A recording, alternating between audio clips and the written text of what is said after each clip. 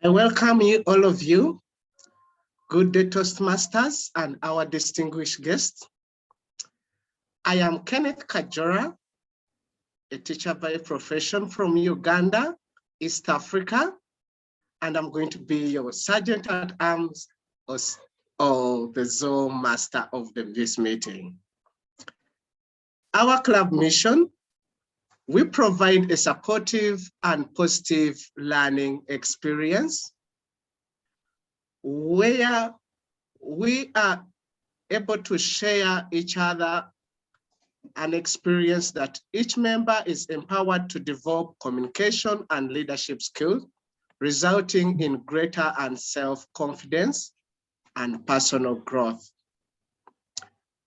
At Leadership Speak, as a club, this is the premier club for experienced Toastmaster to become better self-directed leaders. We are advanced club focused primarily on leadership development in everything we do.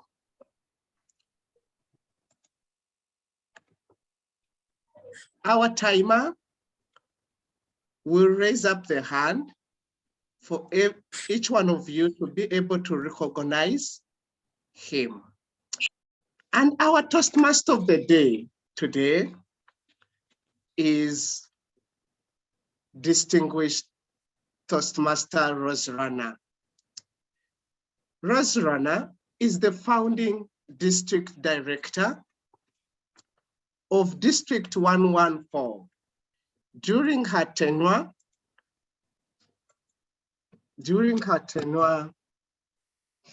she was able to triple the clubs in East Africa and attained Schmidt distinguished status. She received a presidential citation in recognition for her contribution to Toastmasters International. Her experience has made her realize that people are different and they are motivated by different things. And so she can never have the same expectation for others. This is the reason why she admitted that mistake and made her a better leader. Please join me welcome distinguished Toastmaster Rana with a theme, why admitting mistakes can make you a better leader. Thank you very much, Mr. Sergeant at Arms, for that. Fellow Toastmasters, you learn more from your mistakes than you do from your successes. Everyone should own up to their mistakes. In fact, getting stuck or hoping that the issue will go away can sometimes cause irreparable damage. My name is Rozy Rana, and I'm privileged to be your Toastmaster today. Let me repeat that. If you know me, for those who know me, my name is Rozy Rana. For those who do not know me, my name is also Rozy Rana. Fellow Toastmasters, leadership roles at Toastmasters, be it at club level or district level, have tenures of just 1 year. It is inevitable that you will make mistakes. It takes great courage to share those mistakes, but sharing those mistakes is not a sign of weakness. On the contrary, sharing those mistakes will help your successors learn from you, and it is only great leaders who develop talent. Leadership, one of the most important roles in leadership is growing and developing talent. So at today's Leadership Speak meeting, let us all share some mistakes. Let us hope that we will learn, we will grow and develop talent. And beyond that, who knows? Some new inventions may even come out of these mistakes. To kick us off, to start us off, it is my immense pleasure to invite Fersi Kotuako to deliver a toast. Fersi competed in 2 districts in table topics and in the international speech contest. He has emerged a winner in both. Not only that, in August 2020, he was a semi-finalist in the World Championship of Public Speaking. In 2022, he was a finalist. So ladies and gentlemen, please join me in welcoming Percy Gotuako. Percy. Thank you, Toastmaster Dr. Rozy Rana. Ladies and gentlemen, each and every one of us has made a mistake. We have, but each and every one of us has the opportunity to get past it, to grow from it. Just like a broken bone grows back stronger, we can all grow back stronger by being resilient. If you believe that you are a leader, then grab your beverage. If you believe that you have made a mistake, then raise that beverage. And if you believe that you can grow by being resilient, then toast with that beverage. To resiliency and leadership. Cheers. To resiliency and leadership. Cheers. Back Thank to you you. very, very much, Percy. Thank you again for that, Percy. And just as Percy said to us, to admit that we have made a mistake, and Percy shared with me one of the mistakes he had made. And he said, instead of being gentle, he yelled at the child. In retrospect, he could have been more understanding of the child. But as I hear this mistake of Percy's, I'm reminded of a certain invention that really sprung from a mistake where emotion and anger was involved. This was at a restaurant, a New York restaurant. Now, what happened is the customer was really upset because his fried potatoes were very thick. So he sent them back. They came back and again they were thick. He sent them again and again. Now the chef, George Crumb, was getting really angry at this customer. So in his anger, he sliced them extremely thin, very thin, fried them and sprinkled some salt on them. Sent them. And voila, what Chef George Crumb did not know, this mistake led to the invention, which today is one of our most popular snacks, potato chips. Fancy that, from a mistake. So fellow Toastmasters, now we shall invite Mrinal Kantighosh, our grammarian, to share with us the word of the day. Over to you, Mrinal. Thank you so much, Toastmaster of the Day, Rozy Rana. So today I'll play a role as a grammarian. So as a role as a grammarian, I'll keep track of all the good uses of all the grammatical uses by the speakers, evaluator, and all the role players. So dear all, today word of the day is resilient. Resilient meaning strong enough to deal with illness, a shock, change, etc.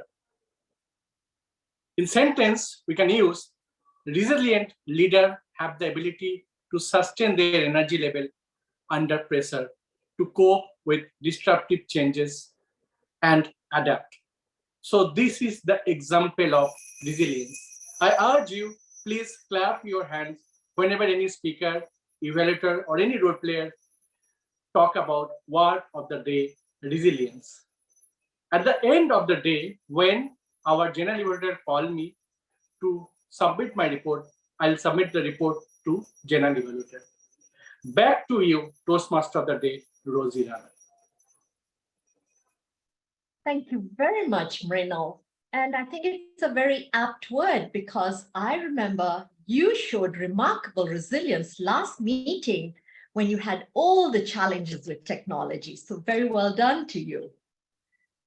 Now it's my pleasure to invite our Toastmaster all the way from Sri Lanka. He's been a Toastmaster for 7 years, and he will be sharing with us how he will be keeping time at the different segments of today's meeting. Ladies and gentlemen, Azri will be keeping the time for us. Toastmaster Azri Aslam. Please share your role. Thank you very much, Madam Toastmaster. So, as the first presentation in my career with Leadership Speak, let me be the timer for you today. To start with, the minimum time for each speaker will be shown in green, and the intermediate length will be shown in amber color, and the maximum length is shown in red color.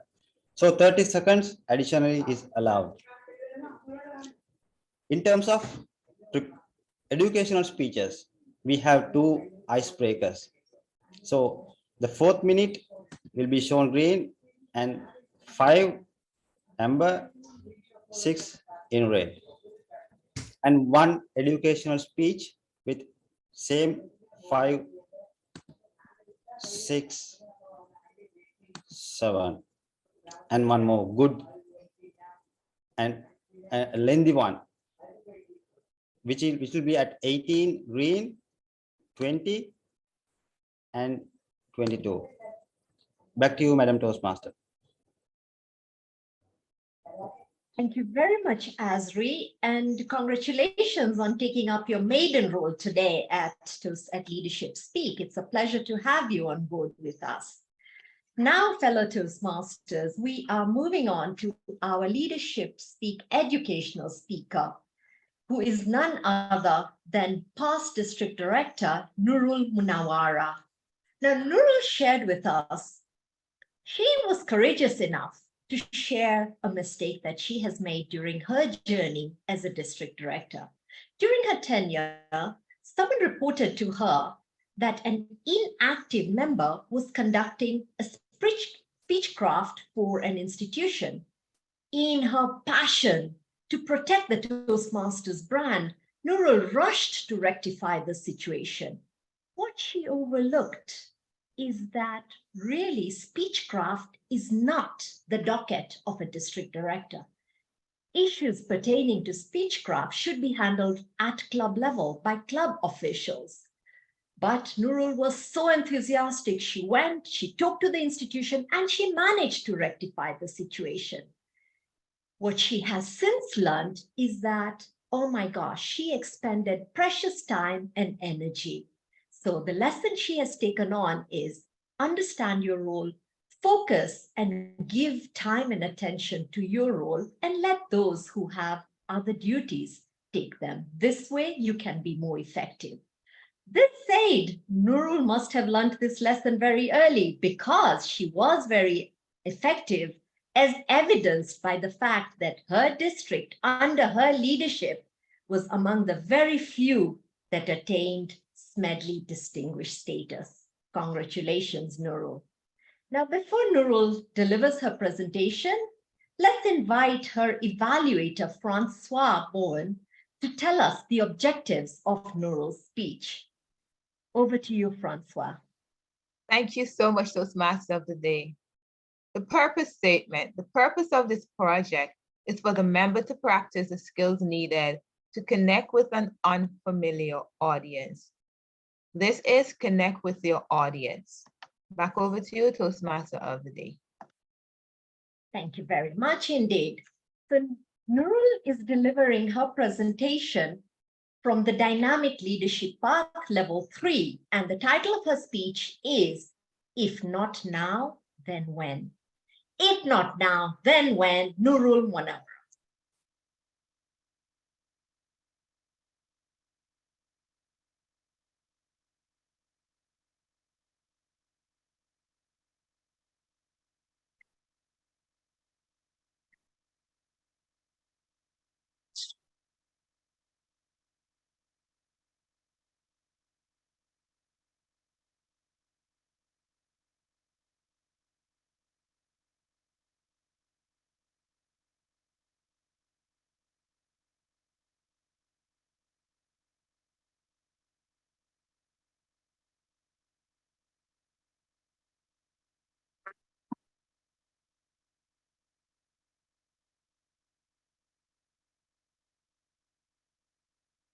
You may give me 2 minutes. Okay, go ahead. You need help in sharing?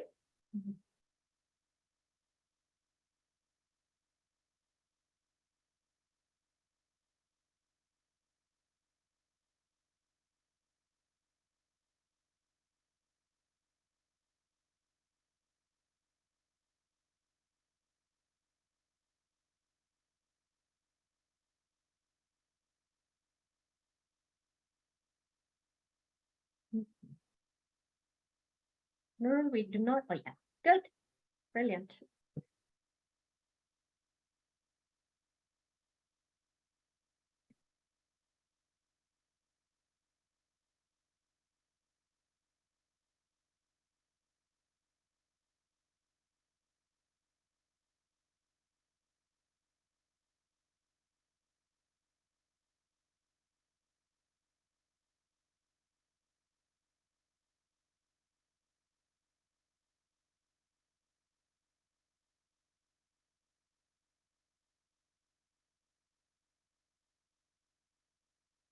Yes, very good day to everyone of Leaders Speak. Yes, so from the beginning, we were talking about making mistakes. So I just wanted to know how many in the audience sitting today have not made any mistakes? I'm sure we won't be able to see a single one because we make mistakes in one or any other instances. Already we must have made it. Yes. Albert Einstein told, anyone who has never made a mistake has never tried anything new. So you can see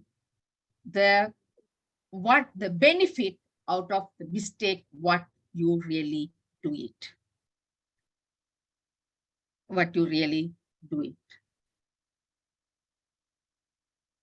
And when you make mistakes, it is obvious. It is obvious you feel a guilt feeling. Because when I make mistake, I always feel a guilt. As Rozy shared the story, for a number of days, soon after I received a letter from the institution head, I was feeling very bad about it. I was thinking once, twice, thrice, but I just couldn't come out of the guilty feeling until I resolved the issue. So, my dear friends, when you make mistakes, if you really do not admit, your guilty feeling continues. You feel insecure in the position where you stand. Because every one of us know that when you make the mistake, so many eyes will look at you. And even without knowing yourself, unconsciously, you will feel very, very embarrassing. And when you try to go forward from that position to upward, you will have less confidence because you yourself knows that you have made a mistake. That mistake might have made a huge impact or maybe a little impact. But when you make the mistake, it is a mistake. So some leaders always make mistakes towards how they entertain the people. Let us see how they make. It's a common mistake. Normally, most of the leaders, they do without knowing. Unconsciously, they do it. Yes. As a leader, you really lead a group of people. The people will have different understandings. The people might have walked through to the team from various environments, from various positions, but they have joined your team, trusting you as a leader. So as a leader, it is your responsibility to connect with the entire team. You must build the bonding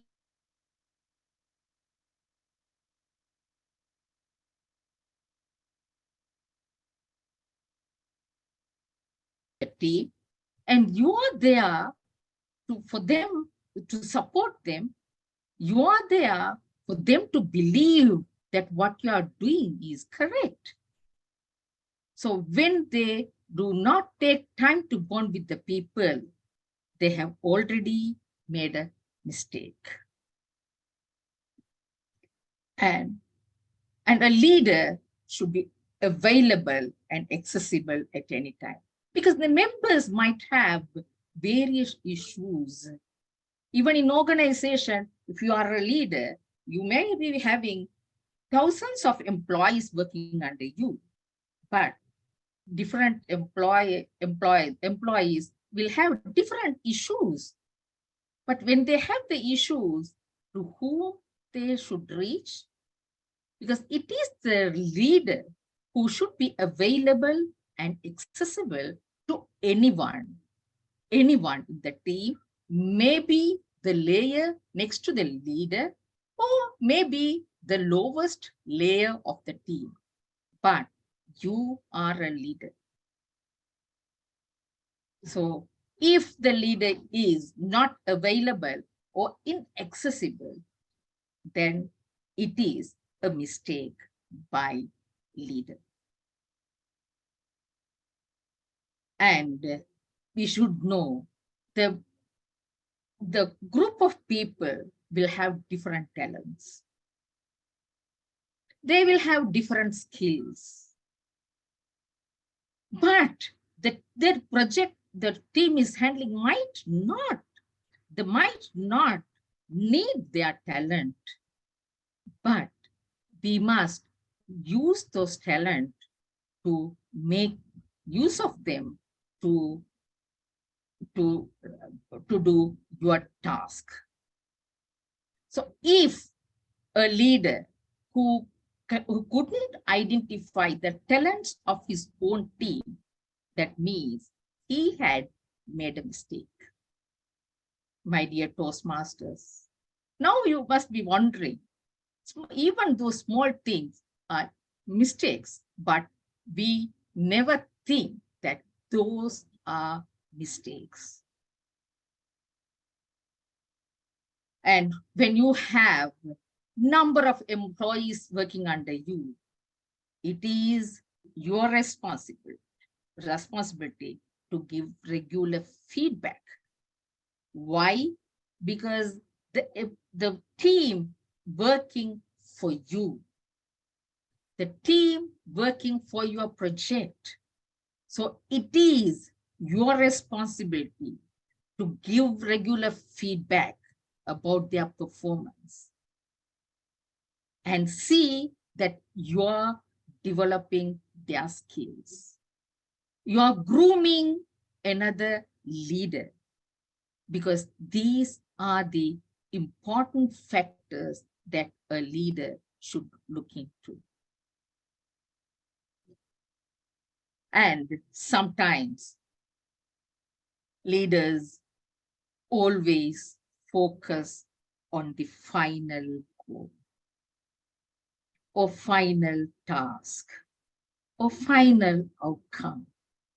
But how many leaders look into the emotions of the employees account? I'm telling one example. It's practically recently happened. My daughter-in-law has given birth to a baby just 3 months past. They are supposed to be, she is a teacher. She works in a very far place. Since she is still feeding, there is a facility that she can be attached to a school nearby her house. 3 days before, she went to meet her principal with a request letter for herself to attach to another school close by to her house. But the principal had refused it. The next option was to take half-pay vacation. But he never realized that the small child need the attention of mother, and she need to feed the child. But the leader lost in two accounts. If he had allowed her to work in another school, the other school might have got her service for another 3 months.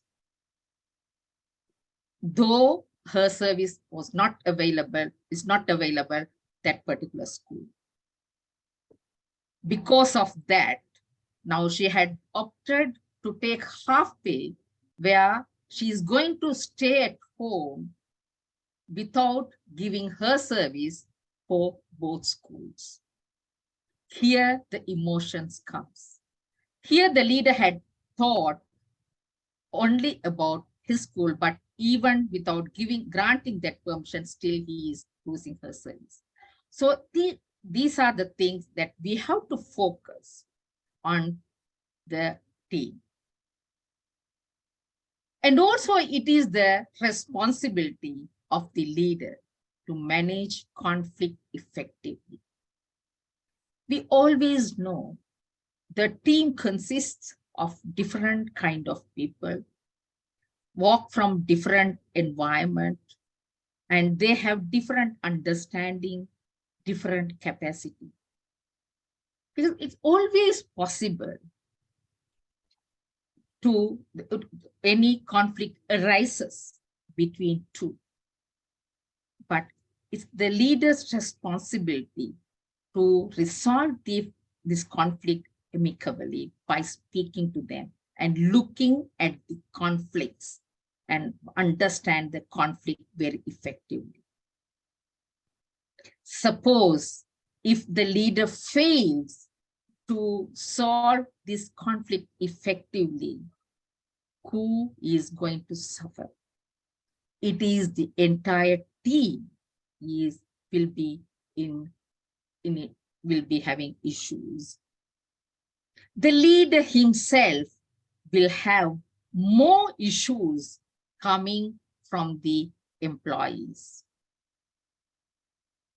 which definitely will make an impact, lasting impact of the outcome of the team. So as a team,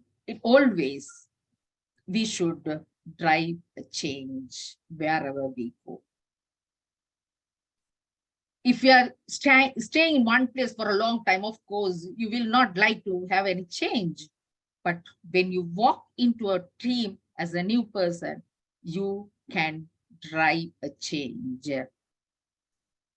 focusing the outcome, focusing the surrounding environment. So these are the responsibilities of leaders. If they don't drive a change, definitely you will not have a remarkable impact of the outcome or remarkable impact of your task and goals. And always, why the mistake comes? Because the people take risk and it encourage if you don't encourage others to take risk, that means you will not have enough values in your projects. And misunderstanding motivation. Most of the people, they think the motivation is just like giving a vacation or giving a bonus. Maybe in monetary terms, yes, but motivation is something else. Identify the skill, give them a task, let them show their skills and let them show their ability, and the team can easily really do a fantastic job. So my dear friends, even the 4 biggest leaders in the world, they have made the mistakes. Winston Churchill, he made a mistake when the Turkish war in 1911. Mahatma Gandhi also made a mistake in World War I by employing 13,000 Indians to the British Army. George Washington made a wrong decision into a war. Andrew Carnegie listens to Henry Fenwick and he lost his steel factories. So if these giants can make mistake, why can't we make mistake? But we can make mistake, but we should come out of, we should resolve the mistakes. So how do you demonstrate great leadership when you make a mistake? Acknowledge your mistake. Because you are the owner of your mistake. So without hiding, without telling that, no, it is, by passing the mistakes to someone else, take the ownership of your mistake and acknowledge it. And learn from your mistake by accepting risk, trying new things, taking big chances, looking for the limits of what is possible. Because acknowledge your mistake and learn from your mistake and teach others from your mistake. That is the other part. Because you can always share your experience with others and make them to understand how effectively you can resolve the mistake and what are the learnings that you really take from the mistake. When you accept the mistake as a leader, the members will start to trust you. They will start to believe you. And without knowing you, they will respect you in a better way. Because you have shown them you can make a mistake, but accept the mistake. And they will believe that even if they make a mistake, you are there to guard them. You are there to help them out, so to solve the issues. And always manage your reaction. That is what I told. When you make the mistake, don't pass the mistake to others, or don't get angry unnecessarily, because you know your feeling about the mistake. So you better be patient and resolve it. And determine why the mistake was made. This is what is very important for an effective leader. Identify what happened. You know what happened. And next you think about how it happened. How it happened, whether you have not seen it or somebody had provoked to do it. Identify it. And the third part is what is important is, and think what exactly has to happen because of your actions.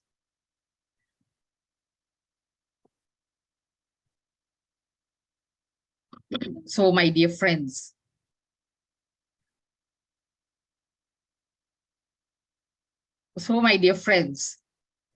the next step is when you make the mistake, communicate clearly, state the necessary next steps to recover from the mistake, delegate the step. What are the things that you must do, you must follow? Seek input from the team on how to move forward. When you are in a team, you know that you have made a mistake and you have admitted the mistake.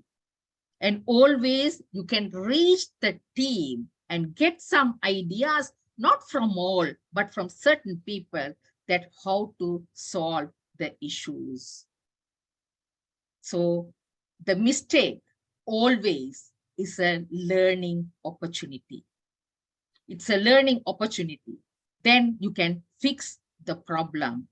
And in summarizing how you can really show your great leadership by own your own mistake, determine the mistake, share the lesson learned, communicate clearly to recover the mistake, and fix the problem. My dear friends, Leadership Speak has given us opportunity for us to learn. Even during the meetings or during the process, we may make mistakes, but it is our responsibility to accept the mistake and move forward. Over to you, Toastmaster. Thank you very, very much, Noorul, for those insights and for sharing with us very many good nuggets, tips on how we can learn. Mistakes are a function of human beings and what we can learn. So thank you. We truly, truly appreciate your presentation. Our next speaker, in fact, agrees with you, and she's a strong believer in owning up to mistakes. She says they provide her an opportunity to learn and grow. Ladies and gentlemen, we will be hearing from Vivian Robinson. She will be delivering an icebreaker, so I'll allow her to introduce herself. But before she comes on, I'd like to invite her evaluator, Dinesh Sharma, to share with us the objectives of her icebreaker. Over to you, Dinesh. Thank you, Madam Toastmasters, fellow Toastmasters, and more importantly, Vivian. Vivian, you're starting a journey today of presenting an icebreaker speech. The objective of the speech is she's presenting it from the Pathway Visionary Communicator, Project 1, Level 1, and the objective is deliver a speech on any topic as an introduction using any style that appeals to her. So best of luck, Vivian. Over to you, Madam Toastmaster. Thank you very much for clear objectives. So now join me, ladies and gentlemen, in inviting Vivian Robinson with her presentation.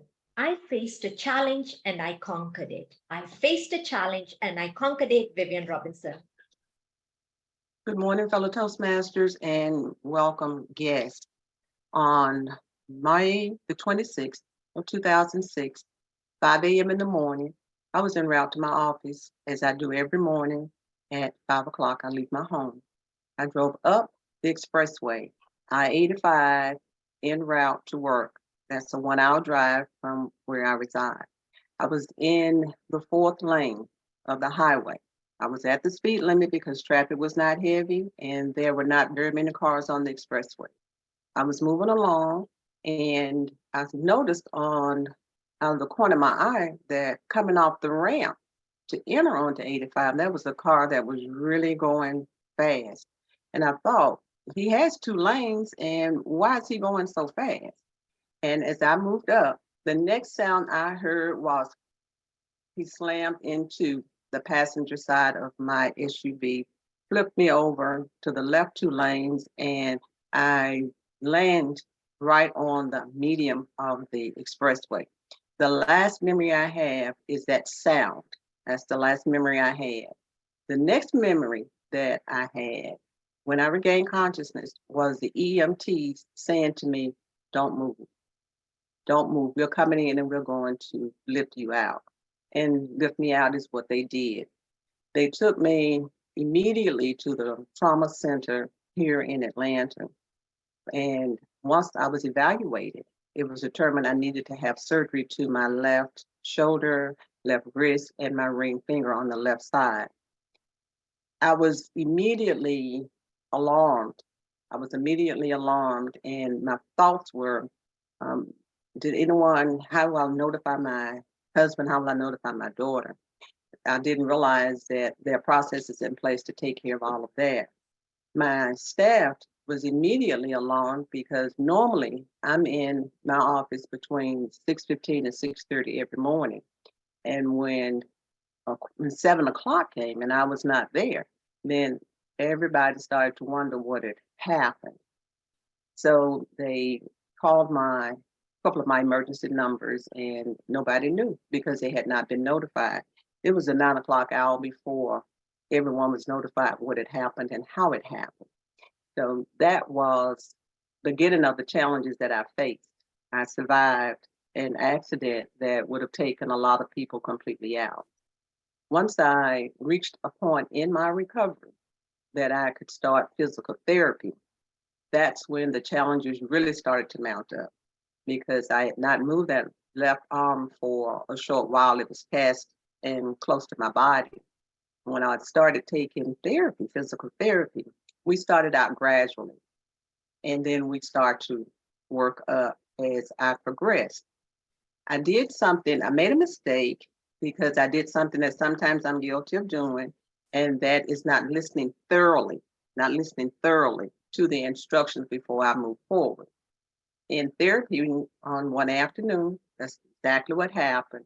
The therapist instructed me to pull and to squeeze, to pull and to squeeze.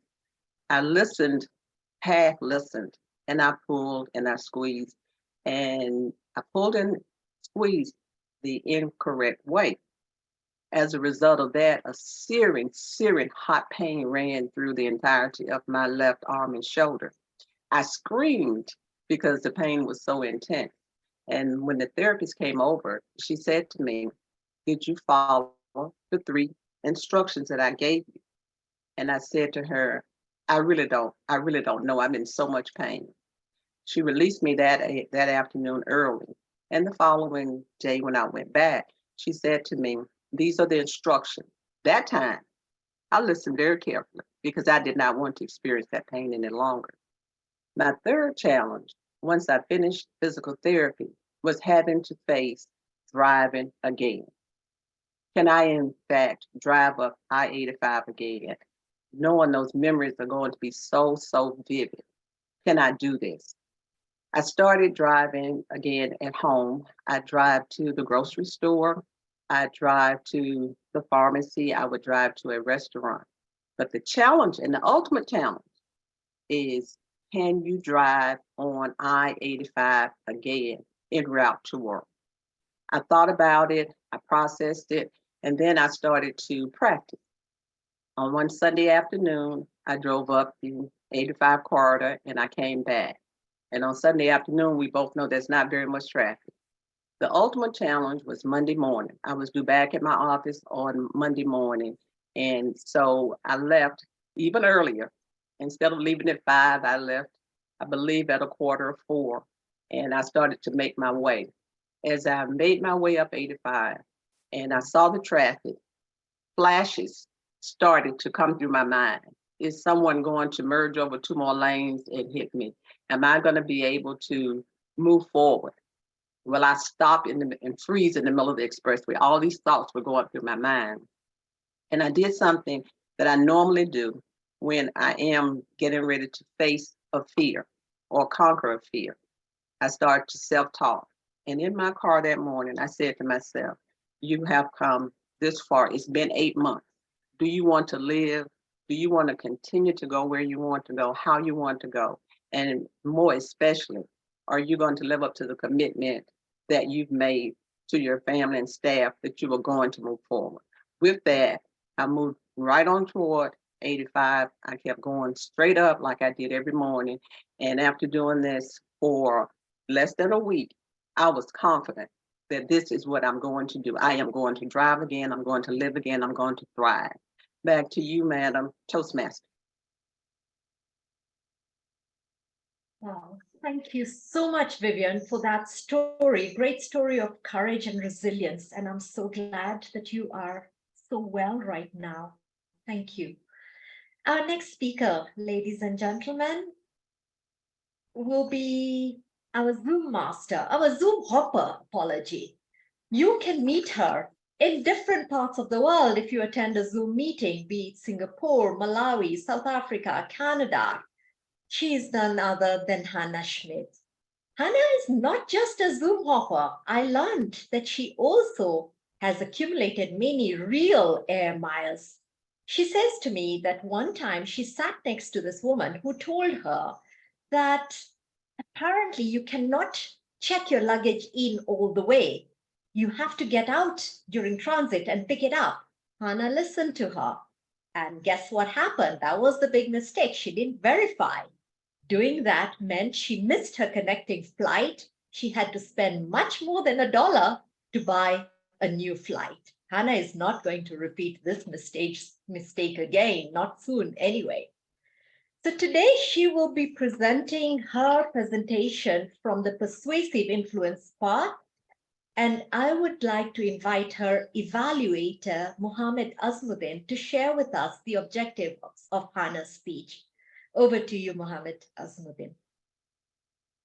Thank you very much, Toastmaster of the Day. Today, I'm going to evaluate the speech of Hannah, and the purpose of this project is to practice writing a speech with an emphasis on adding language to increase interest and impact. And I will be evaluating the speech on descriptive words and literary elements, such as plot and setting of the story, and how much engaging and interesting it is. And she will deliver her speech from Presentation Mastery. Over to Toastmaster today. Thank you very much for that. So ladies and gentlemen, Hannah Schmidt with That Egg, Hannah Schmidt.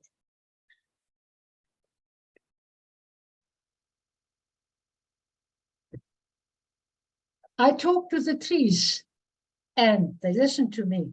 In the forest that surrounded the small town where Hannah, this adorable, charming little bunny girl, lived with her parents. Madam Toastmaster, on a bright and sunny early morning, my mother sent me into the forest to harvest the delicious, mouth-watering mushrooms. And at my young and tender age, I could distinguish between the edibles and the poisonous ones. Yet I am very attentive and vigilant, as some of these mushrooms are the spitting image of the other. After a good rain the previous night, the air was fresh. The bushes were full of delicious berries, ripe and begging me to be picked. Blueberries, cranberries, wild strawberries, blackberries, shafts of sunlight forced their way through the leaves, reflected on the dewdrops dancing on the leaves. I walked and I walked and I walked. My heart was bouncing from the brisk walk, and my basket soon filled with delicious mushrooms and succulent, juicy berries. Suddenly I heard a splash, and another splash, and another one. Looking down, I saw 3 broken eggs and little chicks struggling to get to their feet. In awe, I looked where they come from, and I saw a cuckoo right at the top, rummaging in a nest, finding some food. "Oh, you are so cruel and horrible," I shouted. That cuckoo looked at me, croaked, and just laughed.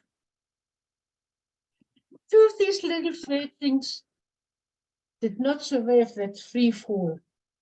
Very carefully, I picked up the 3rd one, a real puff of feathers, barely breathing. I wrapped it in my handkerchief and walked. No, I sprinted home. "Little bird, please, please do not die. I'm going to look after you. I'm going to rescue you. You will be okay." Mother assisted me in keeping my promise. She warned me, though, that this bird might not live for long. Yet I implored her to keep my promise. This little fleshling looked at me, closed its eyes, and departed this life. I was heartbroken. I was devastated, inconsolable. I buried this little creature in my backyard, and my tears watered the grave.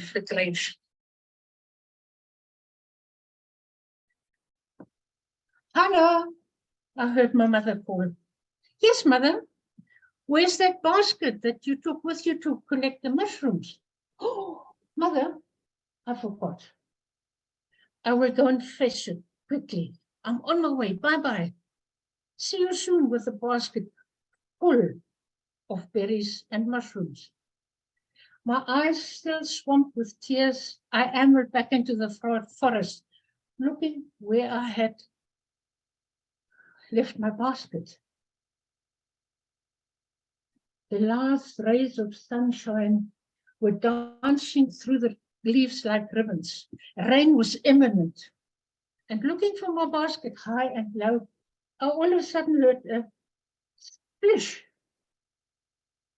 That sound alerted me and I found my basket. Surprise, surprise. There was an egg in my basket. And my mushrooms and my berries were smashed. It started to drizzle and getting darker and gloomier. I hurried home. What would mother say? Mother recognized this egg as a falcon's egg. We built a nest from twigs and brushwood to keep it warm. 3 days later, I heard a crack, sounding a small hole in the shell, and another crack, and another crack, and the hole got bigger and bigger. That little falcon stretched its wings. Mother and I nurtured this falcon until it could fly, and far too soon it started to fly.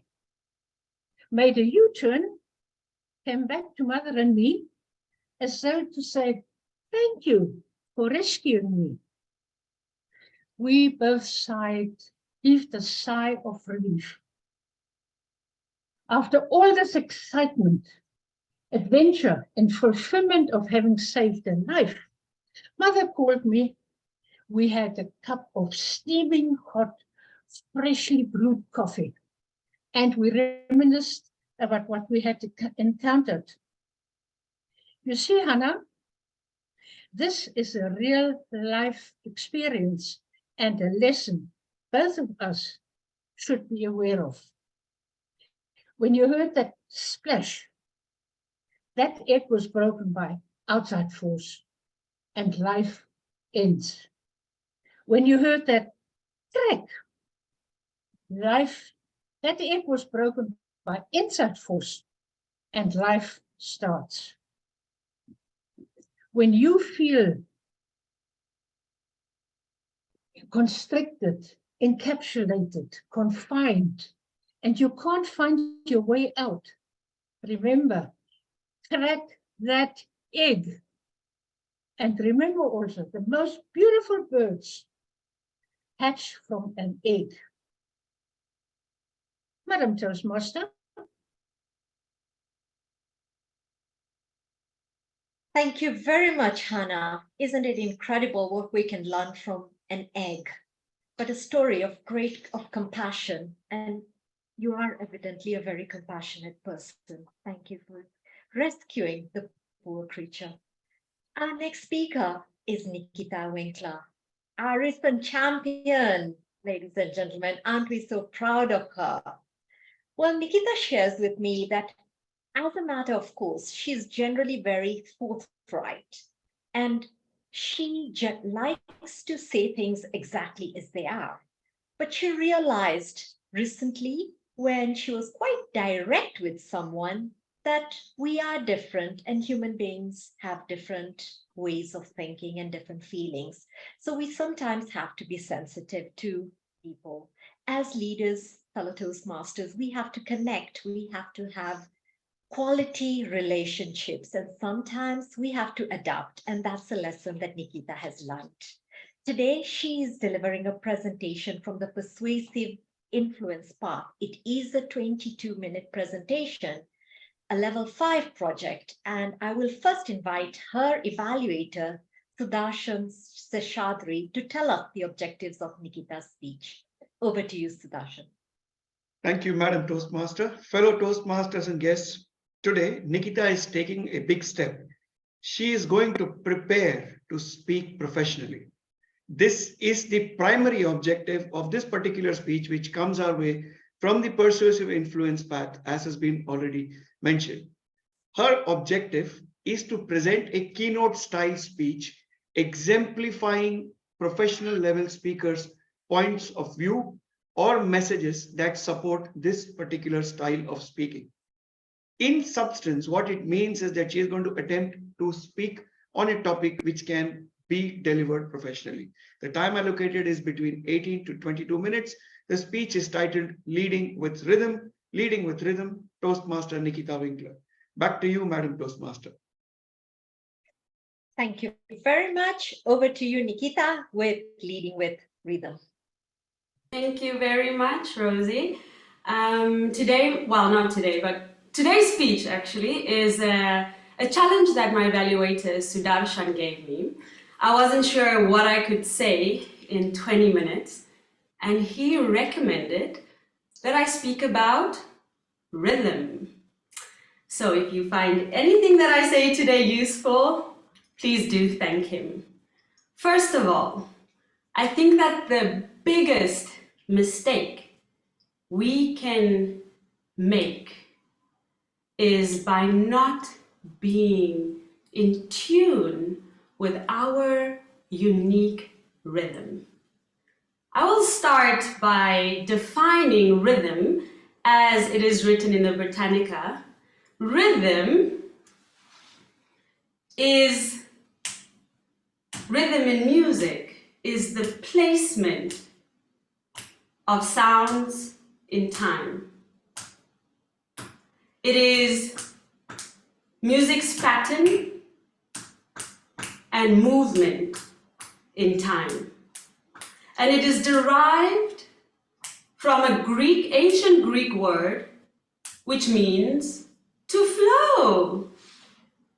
Rhythm is the one indispensable element of music. This is to say, ladies and gentlemen, that if music is life, rhythm can exist without you, but you cannot exist without rhythm. Your heart beats to a rhythm. You walk with a rhythm. Every language has a rhythm. Every single word has rhythm. Every city, town, country, place, and person has their own rhythm. Rhythm is all around us. And it is in our day. Every day has different rhythm. Every season, every element of nature. When we connect to our authentic rhythm, that is when we start to lead an authentic life. And from that place of authenticity, we can really contribute and add to the dynamic sound of the music of life. But the reality is that we've been influenced. We are influenced every day to adjust our rhythms to the rhythms of everyone and everything else. If we don't wake up to take a moment to connect with our rhythm, what happens is that over time, life's conditions, life's stresses and traumas, they desensitize us to sensing our rhythm. And what happens if you can't feel and you can't hear your own rhythm anymore? What happens?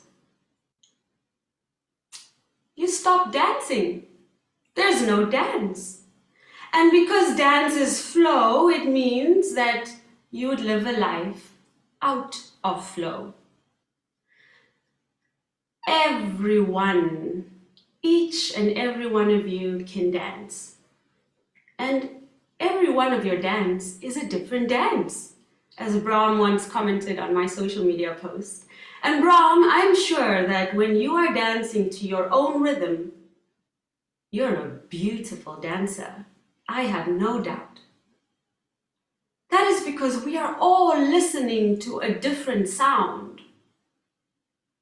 And every day that sound will change. today's rhythm is not the same as tomorrow's rhythm. So ladies and gentlemen, for a brief moment of attention and focus and a bit of listening, I invite you right here, right now, to sense what your rhythm feels like today. So just take a deep breath with me.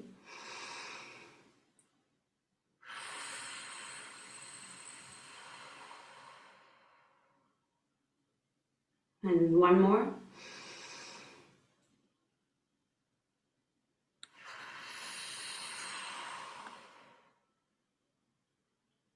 And now I want you to see if you can notice if your rhythm feels rapid, quick, anxious.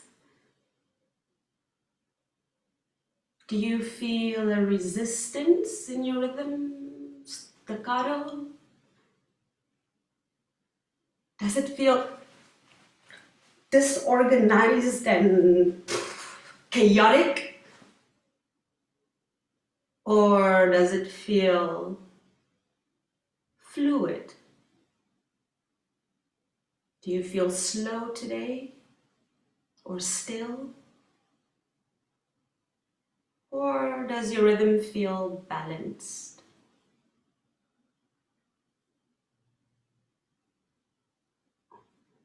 And notice how your environment influences your rhythm.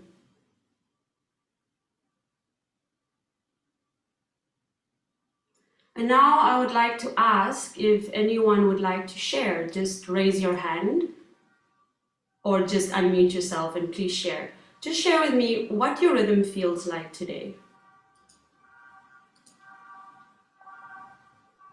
All right, yes. Very Tony? rapid, very tense. Okay, and so my question to you is, are you connected to this rhythm? Like, does this feel like your rhythm? No, it sure isn't. This Okay. is a forced rhythm on me, which I want to get rid of. All right, so then I'm going to just make a suggestion that to connect with your rhythm, to ask yourself, what kind of habits do you need to create in your day or right now and every moment to kind of reset and release that, but also what kind of habits can you create in your day to connect stronger to your own rhythm. For me, I need to clean in the morning. I have a glass of water when I wake up, and the one thing I really have to do to be connected to my rhythm is to clean.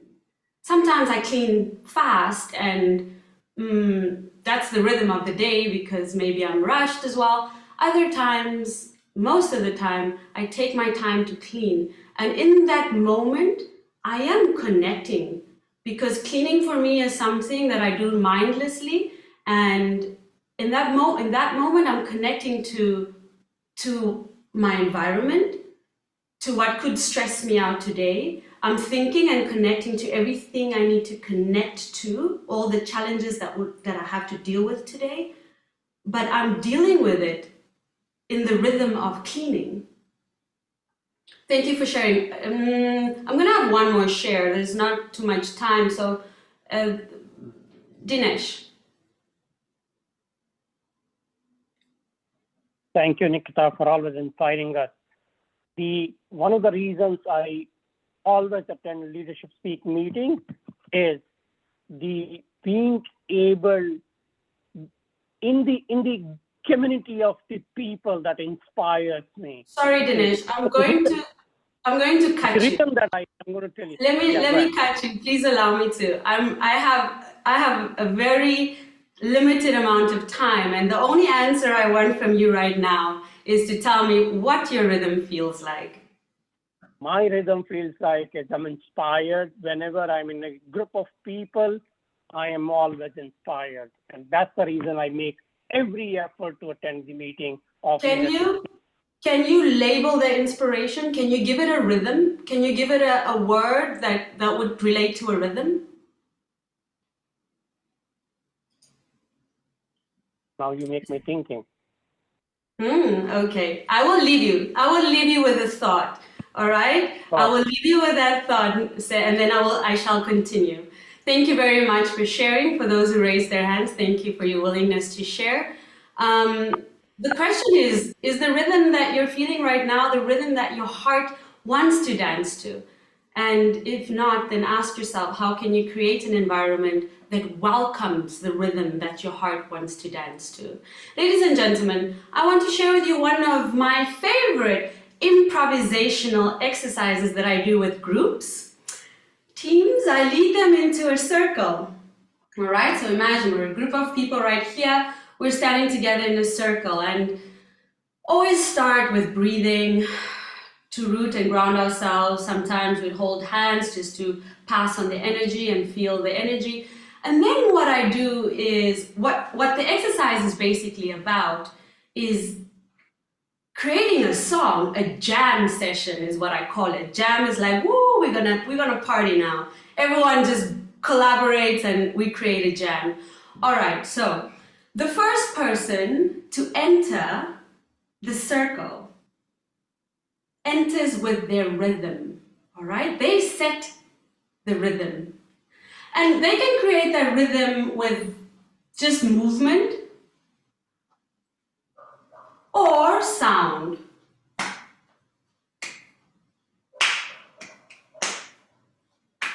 Or voice.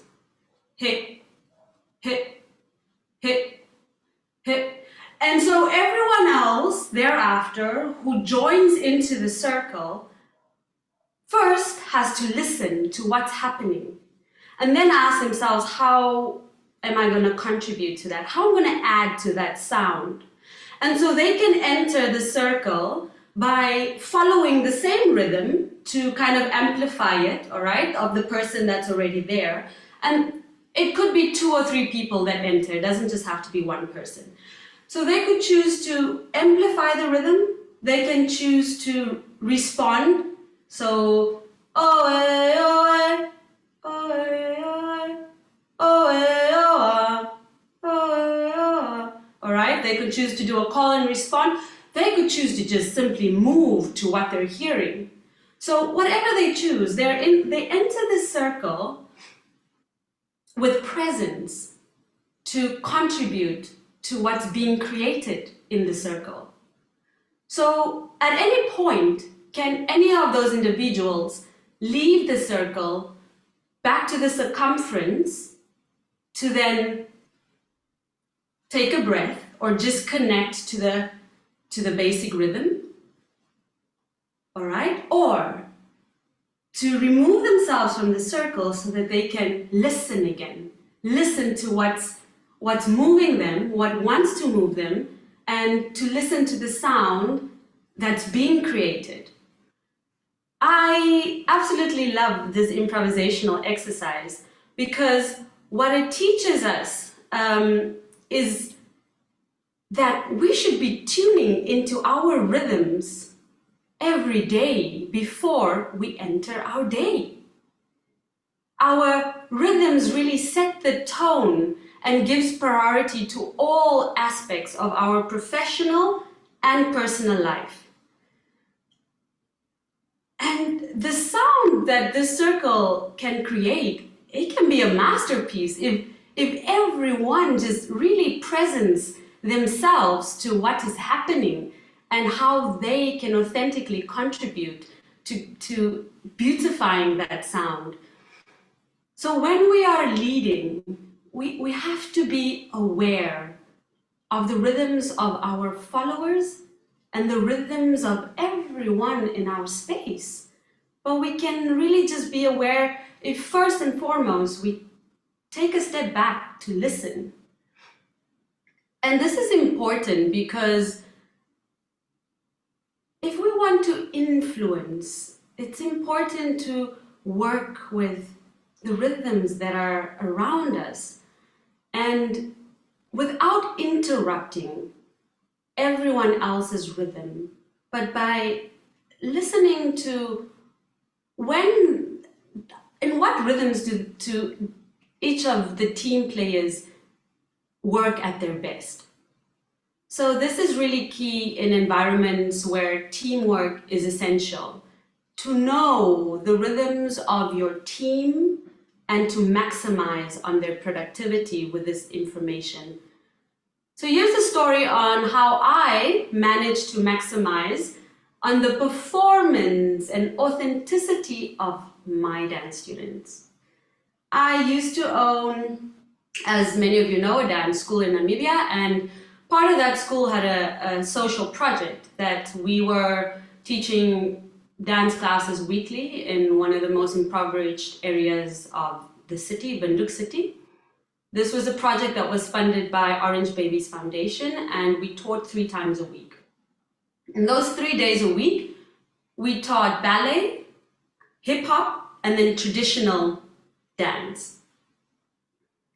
And at first, ballet seemed to have been the most important because it created the muscle tone for our dancers. It helped them to understand the use of the floor, how to lengthen. It helped them to learn precision with music, how to balance. But then, as the program continued, it started to change, and there was less focus on the ballet aspect of the program, and slowly more and more attention to the traditional dance. And why is this? This is because I started to ask myself, how long is it going to take for me to teach my students how to be ballerinas? And do I want them to be ballerinas? No. I wanted them to be performers. I wanted them to connect to themselves, to their story through dance. And so I realized, but the way to do this is to work with their rhythms. In the end of our program, we only had traditional dance classes.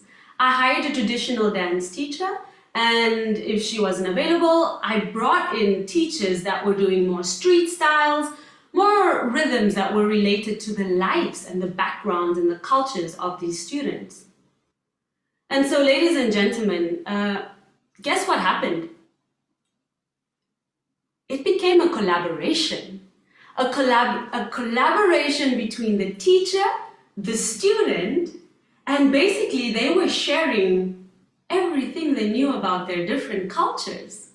And the kids were bringing music, they were bringing songs that they knew and blending that in with the traditional dance. And within no time, they were outstanding performers. I want to show you a picture. Here you go. This is one, there we go. That's after this happened, but this was still an important step in the process. And I wish I could show you more pictures and even videos, but I have a dance page for that. All right, the key here is that by killing our natural rhythms and teaching our children other rhythms, we are actually killing their pure genius and their talent. Life and your success in it has everything to do with how in tune you are with your rhythm. And your longevity as a leader is tied to the habits of your health rhythms, your work rhythm, your diet, even your resting rhythm.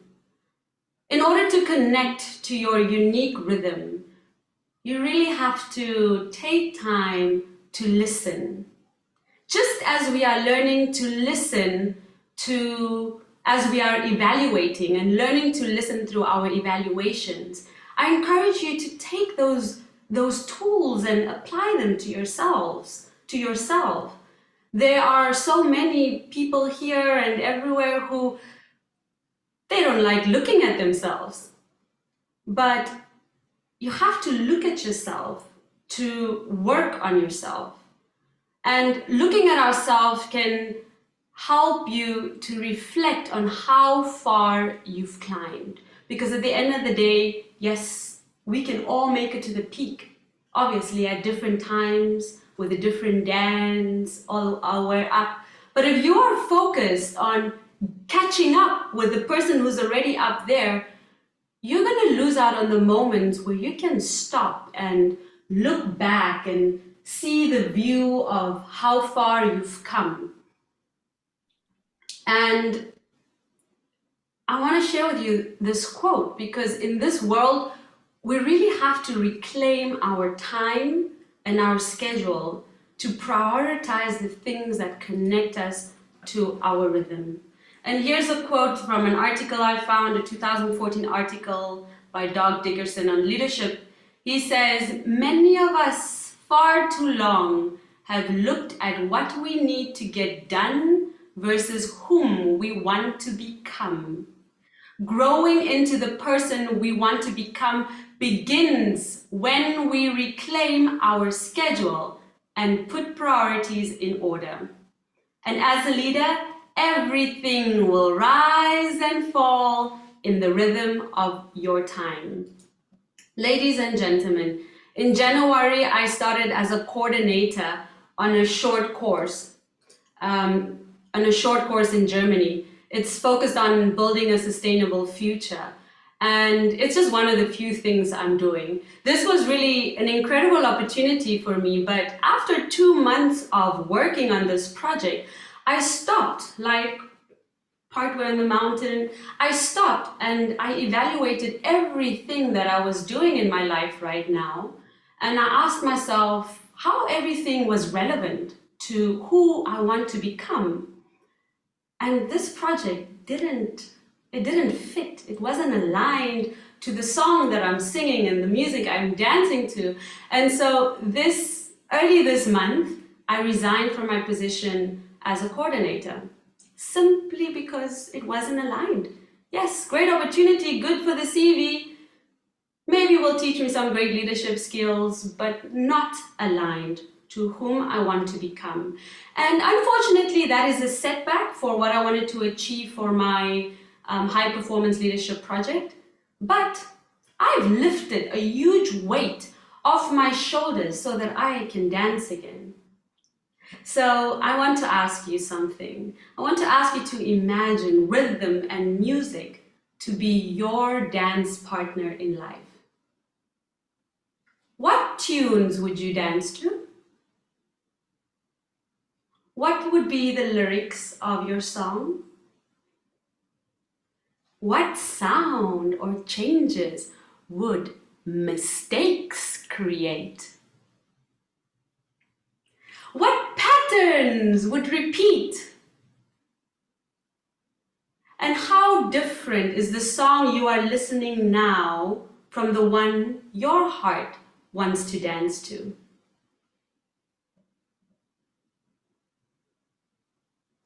As you think about your leadership style, I want to encourage you to always think about your leadership rhythm in the same breath or thought.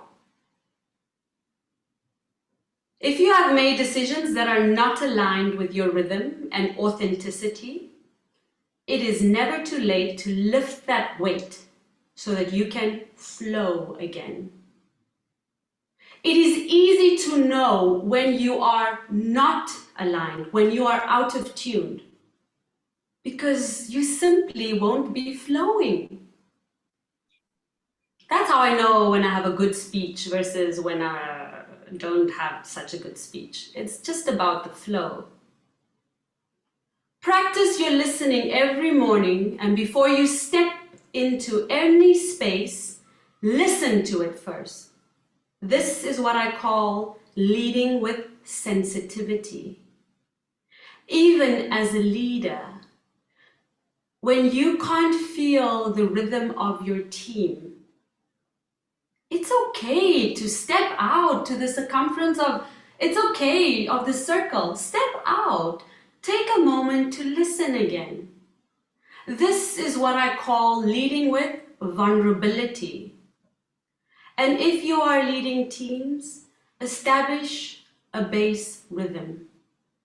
You can invite me to do a jam session for you. And if I'm too far, prioritize staff development, staff wellness, so that you can help your team sense into each other's rhythms and discover what obstacles prevent them from performing.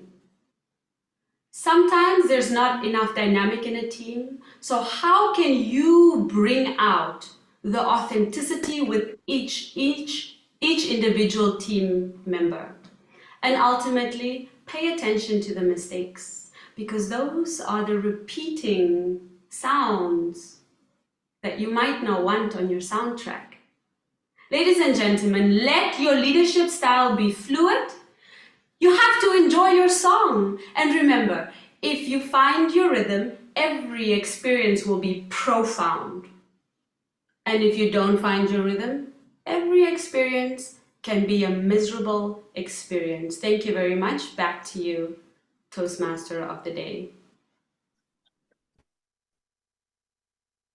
Thank you very, very much, Nikhita. And I thought I was in a trance, especially when you took me into that circle. And I'm thinking, what is my rhythm? What is my tune? And I looked around the room, and this positive spirit from all the members of Leadership Speak made me feel, no, I'm in a good place and it is a good tone. So thank you for that. And I applaud you for taking the step, for taking the risk and moving out of your comfort zone when the tune wasn't aligned for you. Well done. Thank you. Our final speaker, ladies and gentlemen, is Toastmaster Paramjit Singh, who joined us very recently. He will be delivering his icebreaker, and therefore let him introduce himself to us. His path is the leadership development path. Paramjit Singh says to me that he once scolded a junior who worked for him. And then in retrospect, it occurred to him, he needs to provide a safe space. As leaders, do we provide a safe space to our teams? Do we allow them to grow? Do we help them grow? Before I invite Toastmaster Paramjit, I will invite his evaluator, Toastmaster Raam Lahkanpal, to share the objectives of his speech.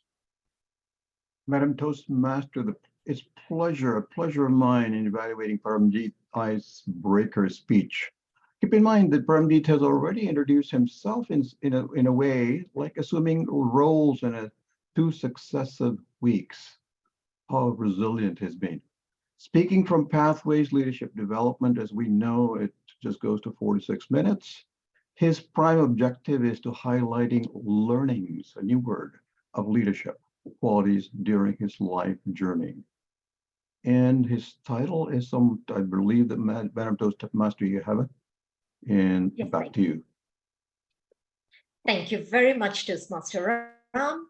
So take one step at a time, Toastmaster Paramjit Singh. Take one step at a time. Thank you very much, Madam Toastmaster. Chandigarh, the city beautiful, designed and developed by a French architect Le Corbusier, on the foothills of the great Himalayas, was chosen by the Almighty to create my avatar on this earth. I, along with my 3 siblings, was raised by my God-fearing and very kind-hearted parents, whose main wish was to give us a best education. And they were very happy when I graduated with a gold medal from the Engineering Institute, one of the best Swiss institutes in Chandigarh. Madam Toastmasters and the fellow Toastmasters. And the professional journey begins. I joined Nestle India Limited as a junior officer in 1987. And I had to manage 200 bored, unsatisfied, unmotivated, and unsportive employees. As a novice and having no experience in handling people, I started my own way. It was going very smooth unless one day my senior manager called me and started shouting at me very loudly. "Paramjit, you must be very strong. You are too mild. You are very close to your subordinates. Maintain a distance. I have seen you working with them on the machines, as well as you share lunch with them also. Act firmly. Just like a leader. I have warned you, rest is your choice." Now, this led a question mark on my way of working. And I didn't understand how to disown my own people who are working so hard for me. I tried to change myself, but my inherent beliefs and values were not allowing me to leave my human touch. And soon this helped me like anything, and the growth was phenomenal. And within a span of 6 months, I was promoted to the next level. And the day I was promoted, I recognized that there is no leadership without a human touch. In year 2005, I got a bigger challenge. I joined a United Nations Development Program as a project manager, and it was to lead 20 very experienced, intelligent, as well as very highly educated people who were moving in all directions like unguided missiles. Everybody was portraying him to be a leader, but nobody was taking the responsibility. And this was really an area of concern for me. There was no trust among themselves. And the result was unfinished projects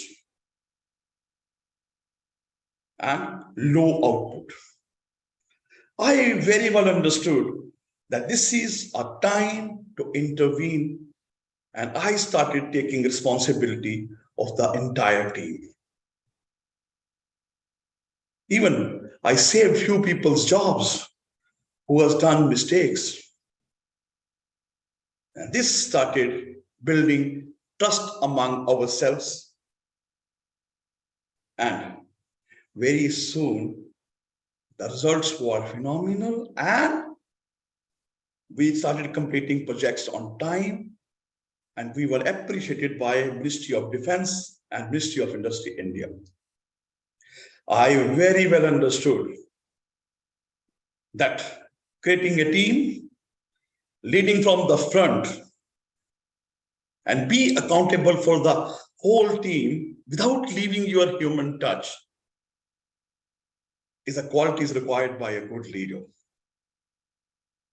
I continued my life, learned NLP, other areas of coaching.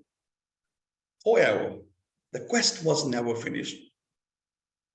And I'm still working with the same approach at my present job, and it's very going smoothly.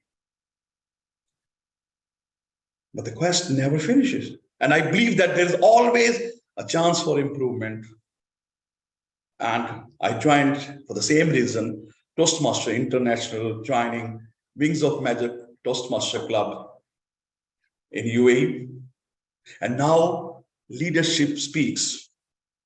To become a self-directed leader by learning from the great leaders of a mini world called Leadership Speaks.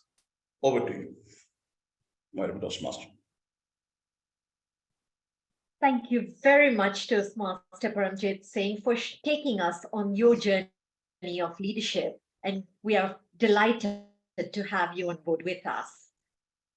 Fellow Toastmasters, we have now come to the end of our prepared speeches, and I would like to request our timer, Toastmaster Azri Aslam, to kindly put the timings of the different speeches in the chat for us.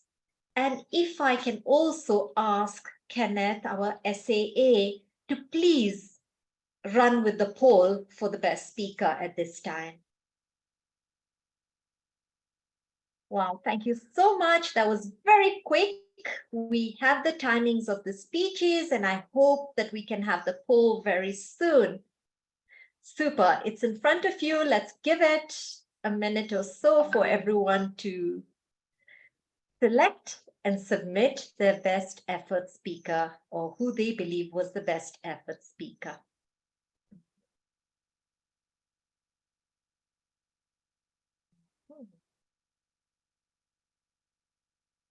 Okay, as we are waiting for that to come through, I'm slowly getting towards the end of my section, and I'm just going to ask President Brahm whether we will be taking a break or whether we are skipping the break, just so that I can plan the next stage. You are the Toastmaster of the day. It's your call. I'm just the GE. I'll be noting down what your decisions and mistakes you're making. Or not. Thank you very, very much. In that case, if everyone's with me, I think we've had a fantastic round of speeches. Let's skip the break because I know that time's very important and these are the mistakes we want to avoid. So it is now upon me to hand over the meeting to our, okay, I can see the poll results in front of us, and I know it will be mentioned later, but we do acknowledge our best speaker. So at this stage, it is upon me to pass over the meeting to our General Evaluator, Brahm Memone. Brahm Memone, so much that I can say about this incredible master coach, guru, current president and founder of our club. Brahm once shared with me that growing up, he followed the linear path, the usual, you go to primary school, then high school, you join a profession. So he went into accountancy. Disciplined as he was, he qualified and came out with honors as a chartered accountant, joined the field. And then guess what? His balloon burst because he just wasn't getting any fulfillment. This wasn't for him. As he always was, with his growth mindset, he started looking for what could fulfill him. And he realized the true fulfillment for him lay in impacting, in influencing, and in coaching others. And this is how Brahm ventured into the field of coaching. And I think we are so lucky and grateful today that Brahm did this, because at Leadership Speak, he makes sure not only him, but every one of us grows in our journey. Brahm bends backwards to make sure we all grow. Brahm, we do not take this for granted. I want to appreciate you and thank you for all you do for every one of us. It is now my privilege and honor to hand the meeting to you. Over to you, Brahm. Thank you. That wasn't the introduction I'd sent you, but from the bottom of my heart, thank you so much for that introduction. There was a much more better, introduction for the meeting that we are having today. Thank you very much. Leadership Speak, ladies and gentlemen, is an amazing club.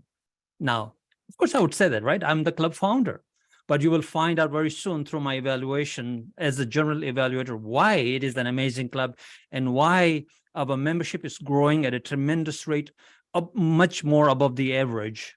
And it is through my evaluation that you will find why, because there's value in an advanced club that you don't see in a community club. Our club is focused on being self-directed, being a better self-directed leader, and it says right there above my head, right over there. And the three values being learn, innovate, and connect. And so did we follow our mandate? Did we achieve our mandate? Did we better our mandate? Did we step forward? That is the focus, because this is our mandate. So did we meet that? Or did we exceed that? Or can we get better? Because we are supposed to become better self-directed leaders.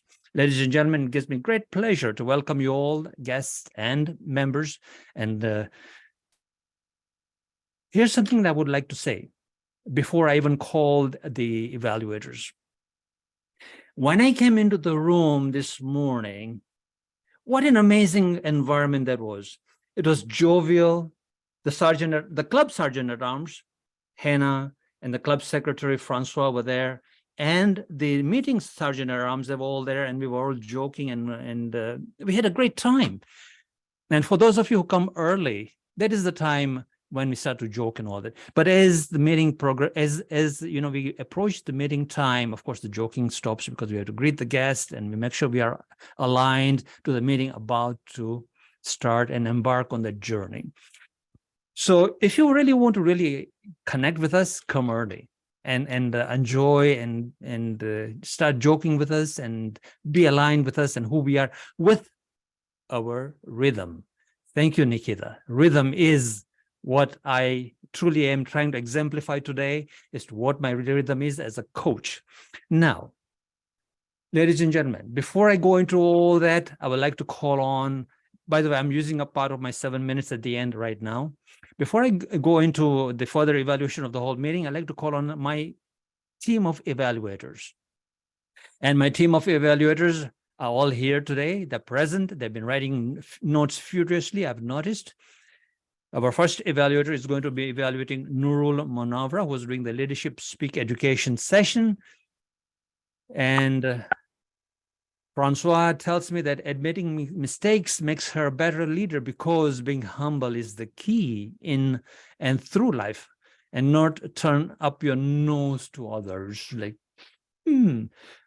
Francois, all yours. Thank you very much. Thank you so much, Distinguished Toastmaster Brahm. Distinguished Toastmaster Noorul, what a privilege it is for me to be your evaluator.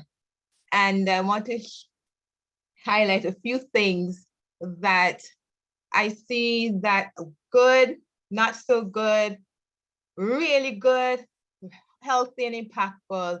And you gave something that a lot of us are also afraid of giving. And one of the things I want to start off with is your body language. Your body language in your presentation was definitely effective. Now, before you see here what I have. Your eye contact, let me start with your hands. When you're giving your points, I noticed it throughout your presentation that you will put your hands at the right points, at the right places while giving your presentation. Then we now go to, as I said, you have your hands and your fingers. And then I only highlight top 3, no more than that, as I believe in number 3, because anything more than that, you will get clustered. And another thing, your body language again. Like you were peeling, like you were really into what you were presenting. So the audience was definitely able to understand what you were sharing. One of the things I wanted to say, I'm going to show, which is your eyes. You raise your eyes a lot when the point is serious. And that takes a lot. Why I say that? Because too many times we focus in on our presentations, whether it's in Toastmasters or in our professional life. And when we're speaking about a point, something serious, we tend to be monotone, we tend to be lame. But what I noticed is that you raise your eyes, although you're wearing the glasses, I was able to see exactly your eye level of contact. What you would love for you to work on I noticed that when it comes to screen sharing, it is putting a live cat in a bag.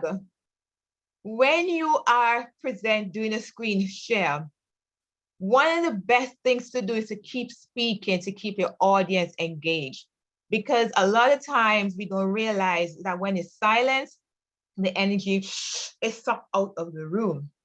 The other thing that I will challenge you to work on as well too is you can speak, put in pictures within your presentation of who you're speaking of. And last and not least, the most important thing that I would love for you to work on, and that is to keep on practicing how to use screen share.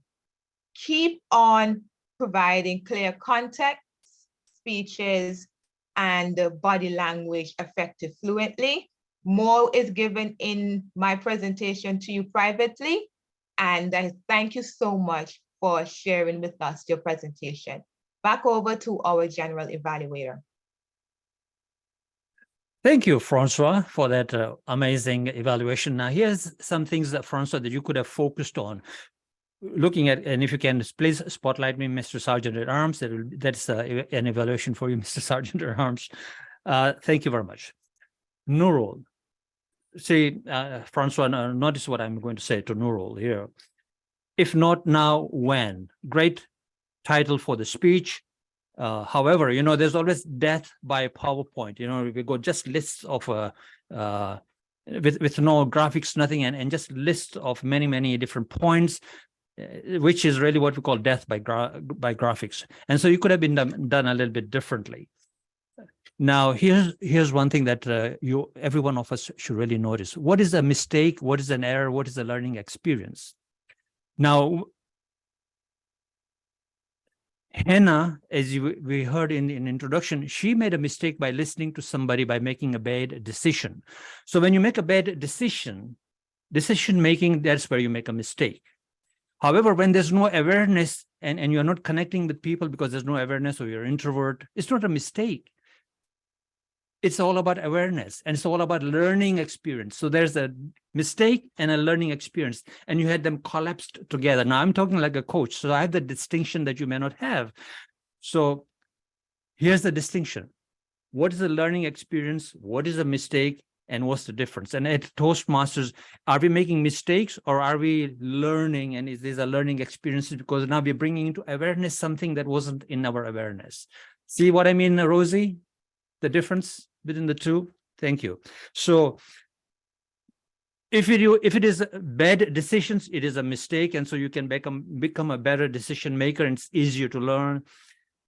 Awareness is very hard to learn. Extremely hard to learn. How to become a better human being, how to become a better leader is very hard. And it's all about awareness. It's all about training. I will leave it at that because, and I said a bit more about that because this is all about mistakes and about learning from it. Thank you. Our next evaluator is Dinesh Sharma, and he's going to be evaluating Vivian Robinson. And I asked him about mistakes, and it says admitting our mistakes makes us do self-reflection, an important part of leadership development. Over to you, Dinesh. Thank you, Brahm, for allowing me to evaluate Vivian. Vivian, first of all, I want to congratulate you for stepping up and giving your icebreaker speech. It takes a lot of courage always in life to take that first step. I have been there. I know how it feels when you do that. But the other important piece part of your speech is when you are relating your speech, before I go into the evaluation, somebody, as I said to you in the private chat, as somebody who has gone through not one, not two, couple of automobile accidents myself, I could relate each and every element of your speech when you are saying that, hey, you are driving on that highway and the other individual came in at a fast speed and banged your passenger side of it to I could relate that myself. My memory started going when I went through these things myself. And when you said you had that mental, I'm going to use a harsh word, don't get me wrong, mental trauma of, hey, do I go back on highway? Okay, will I be able to drive back on that highway again? Is there what I want to do that to? I could relate each and every element of it too. Each and every. I, in fact, had to use a professional help for me to come out of those mental traumas because of these automobile accidents. But it's not me today, it's you. It's you. So first thing first, what you did good. You did your icebreaker speech. The second good thing that you did is you related a story, which I'm sure many of us have gone through the automobile accident. The third thing, you walked us through each and every step. When you said, hey, you reach office at 6:30 and by 7 o'clock, nobody had heard from you. Everybody was started wondering what's happening. By 9 o'clock, everybody. So when you are saying, and I'm pretty sure when you are saying these things, people could relate it in their visualize what would have been happening. And when you were airlifted or when you were done, you had to go through all that physical pain and all that stuff too. And how did your husband feel, or how did your children feel at that time? The challenges that you must have gone through it too was very emotional. I'm not sure about the others, but I can tell you this. You touched my heart with your speech. And more importantly, you touched my heart with your courage to come out from this thing too.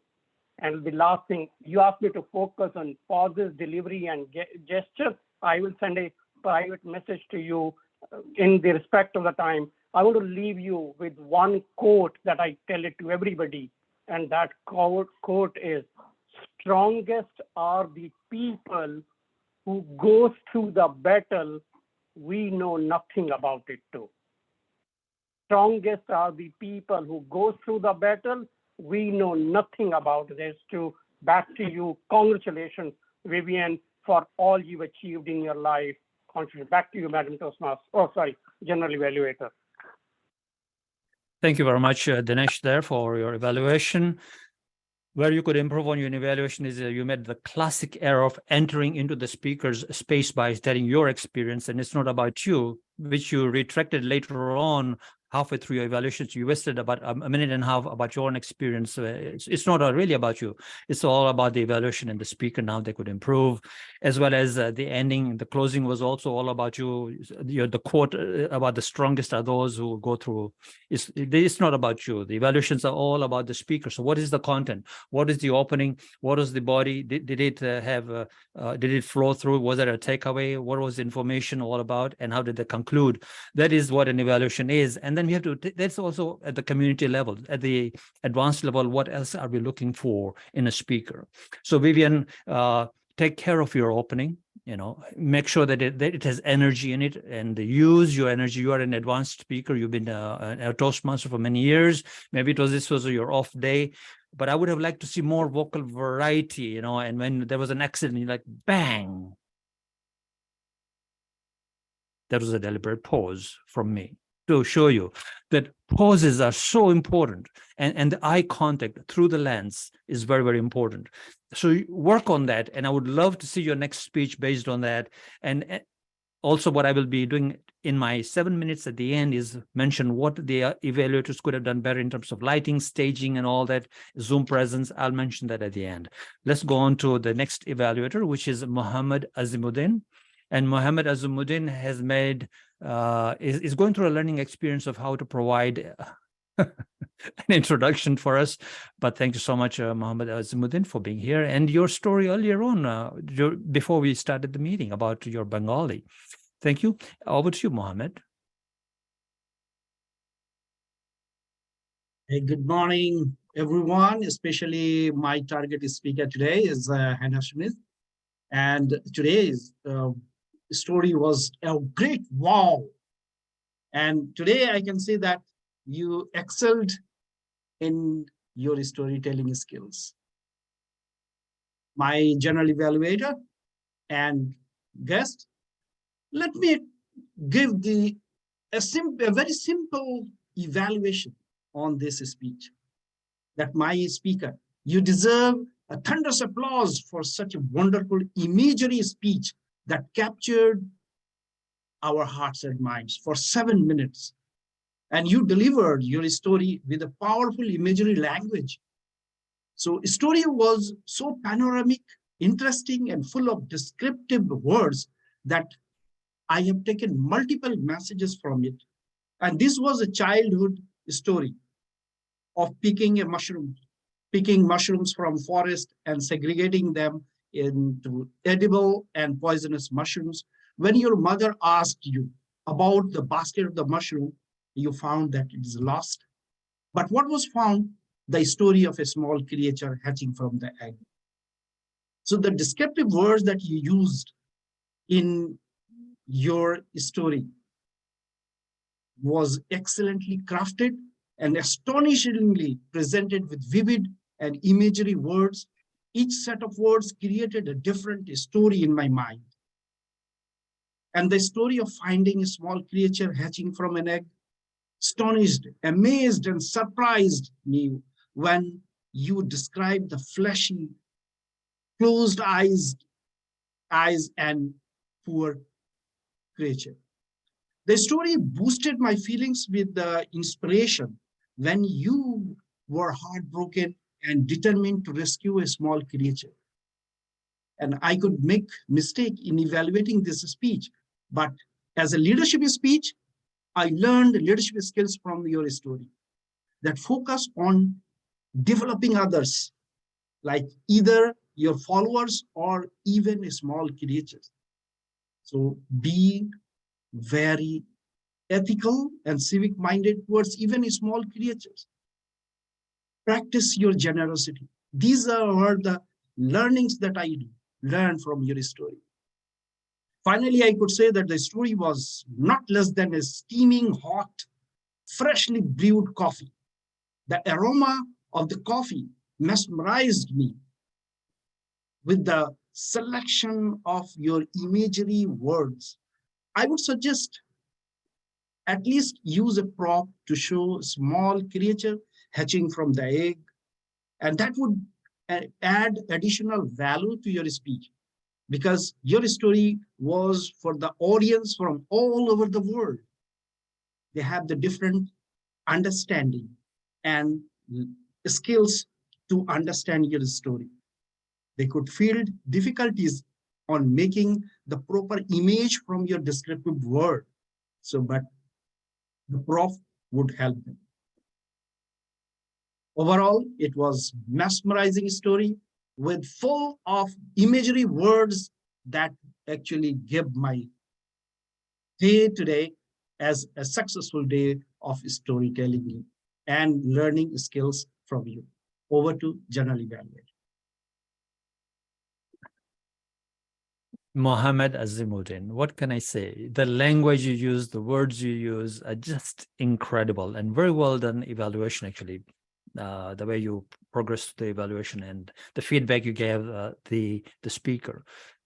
Wonderful. And Hannah, I loved the title of your speech, The Egg.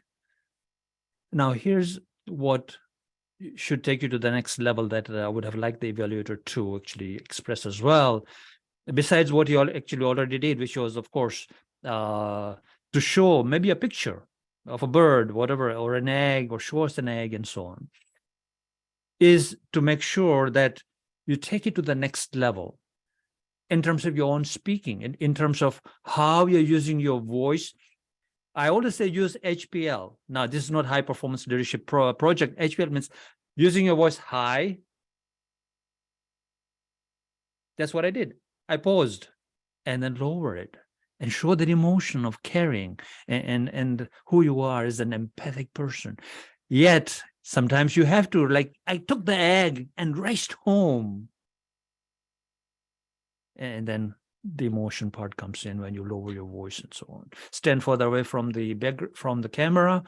I will look into that a bit more in my 7 minutes. Our next speaker, Evaluator for our next speaker was Sudarshan for Nikhita Winkler. Hi, Sudarshan. How are you doing? I'm good. How are you? Wonderful. You said admitting mistakes makes space for healing and learning. Wonderful. All yours. Thank you very much, Mr. General Evaluator, fellow Toastmasters, and guests. The rhythm did get us, did it? We heard from a speaker today who spoke about a very metaphysical thing in a keynote style speech. So my evaluation is going to be centered around two elements. One, a keynote. Two, a professional. What is a keynote? A keynote speech is a speech that sets the tone, the agenda, and the momentum for anything that we aspire to do. Just as in every meeting, we have someone coming and raising the toast. That toast which is raised sets the bar and sets the agenda, which is exactly what a keynote speaker does. So on that count, our speaker today not just set the tone, but lived the tone through the 22 odd minutes that she spoke for. And to that extent, I would say, as far as keynotes go, this was a great keynote. Second is the word professional, because the objectives of the speech state that this is in preparation to become a professional speaker.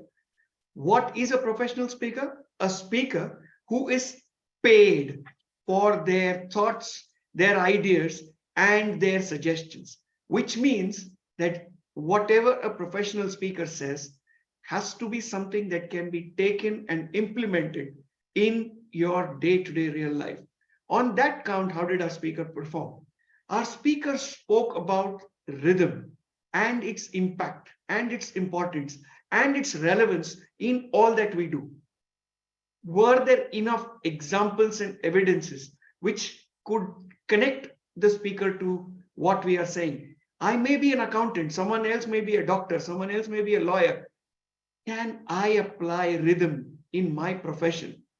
Can I apply rhythm as a healing mechanism for what I do? I think there is a lot of scope for improvement in what our speaker did today to take that speech and put it at the next level. However, in terms of the content of the speech, it was well connected, well concocted, and well presented. Presentation is a skill that our speaker has, and today it was evident in ample quantities. One of the other things that I would like to commend our speaker on is the absence of PowerPoint. A keynote speaker uses a PowerPoint as a crutch. She did not. Very, very minuscule use of PowerPoint, but very effective use of PowerPoint. And to that, I commend the speaker. As a challenge to our speaker, I would like the speaker to take the speech and connect it to real life and give us specific examples of how this can be applied at the workplace. This can be applied in your personal space. This can be applied in your spiritual space. Because guess what? Rhythm surrounds us all over. We need to sync up with that rhythm. And how do we do it is what I would expect a keynote speaker to share with us. So here is to our speaker to beat the band and take us on a rhythmic journey to where we can be. Thank you, and back to you, Mr. General Evaluator. Wonderful. And thank you to our club champion, who Sudarshan is our club champion who represented us at the area level. Thank you very much for a brilliant evaluation and very well done. And I had the same points really when I was thinking and looking at Nikhita's speech. I did think about how can this be used in the outer world? What is it that she can demonstrate right here about getting into the rhythm, maybe showing that video or something as well at the same time, showing this is what I do to get into my rhythm, and this is what rhythm is. Now, this is, Nikhita, your very first professional speech at Leadership Speak, and it was very, very apparent, which is okay because we are all learning. I mean, congratulations on doing your first keynote speech at 22 minutes. Apparently, of course, I noticed as a professional coach and speaker as well that at times you were referring to your notes and then hesitating and so on. So those things were not as smooth as they should have been, as well as the explanation at the beginning, which sounded more like an apology as to about why you were going to speak and what you're going to speak about and how you chose the subject. So that should have been, shouldn't have even be mentioned at all. Thank you very much. Our next evaluator is Raam Lahkanpal, and he's going to be evaluating Paramjit. I asked Ram about his introduction, and he says the best of best admit mistakes that they've made. Likewise, he says he takes corrective action in avoiding such mistakes in the days ahead. Ram, all yours to evaluate Paramjit Singh. Mr. GE, and in particular Paramjit, you certainly met your objectives. If you were looking for specific things, you were there, right on, for an icebreaker speech. And you certainly took one step at a time in describing your speech as to what's going on. Highlighting one of the things you said was learnings of leadership. Instead, I would correct that word, learnings. Learnings there's a better word for learning. It's called knowledge. And it's more conversant with the people that would relate to that. And your life's journey, clarity. There was a lot of clarity in expression about your guru, your teacher, Guru Nanak Ji, and the Sikh religion where it was born near the Himalayas. And we can all relate to that. And of course, the Britishers did the division up, dividing India into three. And that is what we have today. And you sort of summarize in a way about joining Leadership Speak, why you came and why you are adamant about making better. Now, a little bit about your growth points. Putting garam masala into the equation. Garam masala means spices into it. How could you spice it up? Vocal variety is one thing you wanted me to look at. And there are certain work is required, I think, in my estimation, getting attendees' attention. And the other thing you wanted me to work on, or to look out for rather, is the gestures. But gestures have meanings. You don't do a gestures for the sake of doing gestures. In one example, for instance, you said you were talking about all over the place, from everywhere, from all directions. But if you were to go all direction, north to south, east to west, and I think that would have made a difference. And the other thing is relevant pauses, avoiding filler words. I'm not too sure if they were filler words as much.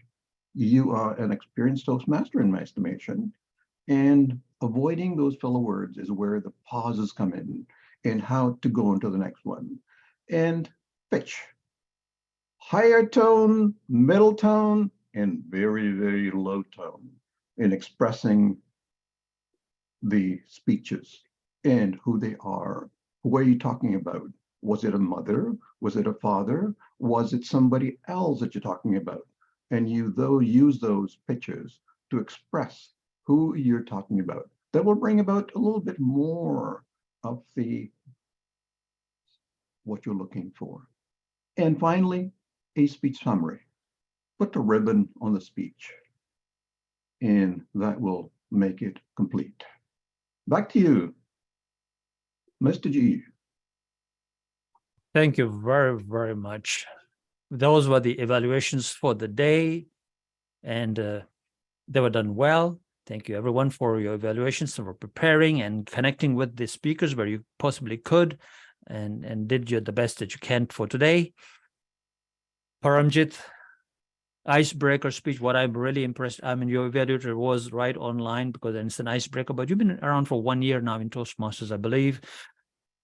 I love that in an icebreaker, you could bring in leadership theme and tell us a bit about yourself and your experience, and yet it's all about leadership. I like to see such icebreakers. Wonderfully done. I will now conclude my evaluations, general evaluation very quickly, because throughout my evaluation GE, I did mention what is the difference between a mistake and a learning experience. For example, our Sergeant at Arms today was struggling with how to spotlight, and the spotlights were done when they shouldn't be, or people were being missed. Was it a mistake, or was it a learning experience because he has never done it at this level? I would say that was not a mistake, it was a learning experience, because it was not based on a decision and an incorrect decision. It was learning a new tool, a new skill. So when you were creating the content, Madam Toastmaster of the Day, that's what my focus was on. What are you focusing on when you're talking about mistakes? Right? Whether if that was the case, then we should have really focused on mistakes, and Noorul's presentation, because you have to collaborate with Noorul, would have been with making mistakes. But as you saw, Noorul's presentation, some of it was like a mistake, but a lot of it was learning experience. And then from there, the examples that she gave for those Winston Churchill and Gandhi had nothing to do with what was on the slide. So the collaboration didn't quite happen, the collaboration that you guys should have done. So now you know that our Toastmaster of the Day and the leadership speaker have to really collaborate effectively to create the total ambience. Of course, we did learn a lot about admitting mistakes, learning experiences, and so on and so forth. With that, I will conclude my general evaluation with one final thing that I promised I would let the speakers know. And so here it is. For example, this picture here I took of Vivian. And Vivian, if you can see, you're too close to the camera.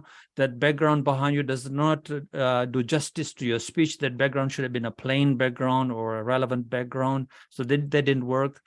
For you, Paramjit, as you can see, you used a lighter background, and with darker skin tones, lighter background. This is what happens is we don't see your eyes, and the camera has very great difficulty in adjusting between you and the background. And so it is with Nikhita as well. Sometimes there were shadows around her eyes, and because of the lighter background. So we have to be very careful of our backgrounds that we are using and how we stand out. Now, if you looked at Hannah, she used a black background. It's not necessary to use a black background, but a lighter, sort of a darker background, and all depends on your skin tone, lighting, and all that. So we have to be aware, because this is a Zoom environment. We are totally online, and there has to be awareness. So was it a mistake or awareness? It's about awareness. With that, ladies and gentlemen, I hand over the meeting today back to Rozy. Thank you. Thank you very much. Okay, I can see the poll for the best effort evaluator. Maybe I'll give it a few seconds for people to mark their ballots. I think that was missed out, but there you go.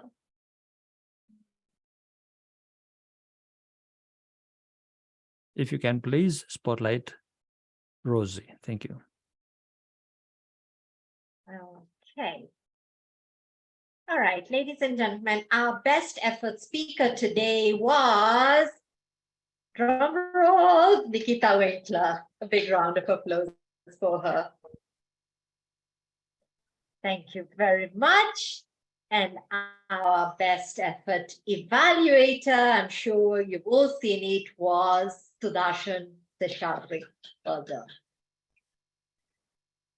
Fellow Toastmasters, before I give my closing remarks, I'm not sure whether we heard the grammarian's report.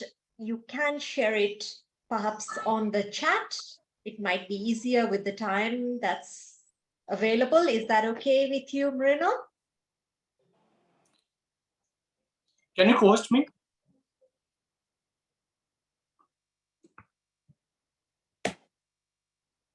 Sorry, that's I didn't get. You grammar wanted to share your the, report? Is that what you're saying? Yes. I just want to share my screen.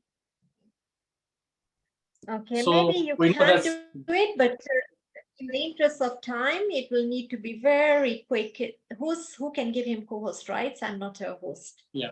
So you all know that grammar is all about to write what the anatomy is for the sculpture, and maybe the scales of a musicians. Grammar is all about analysis of language. So with that, I'll just I'll just starting my report. First say Gutavi.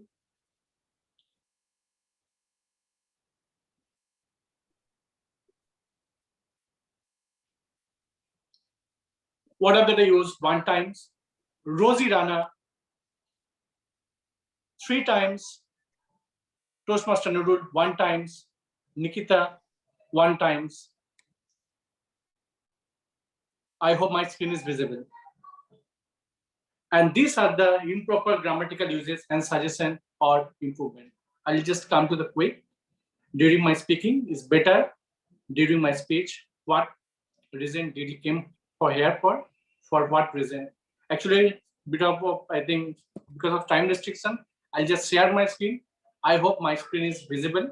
So these are the improper uses and suggestion for that. You give something better, I think, to make something better. And these are the what I think we use throughout the meeting. We should practice in our day-to-day lives, becoming a better version of ourselves. Even I also like for the jam sessions, I heard for the first time, and this is very interesting. HVL for the first time, metaphysical. So these are the word of the day. So because of the time constraint, I'm not go through the details, everything captured in my presentations. With that, I back to you, Toastmaster Rozy Rana. Thank you very much, Marino, for your diligence and for being so thorough. I think the way you have put together the report, we'll all be able to benefit from it. So, ladies and gentlemen, it has been a pleasure being your Toastmaster today.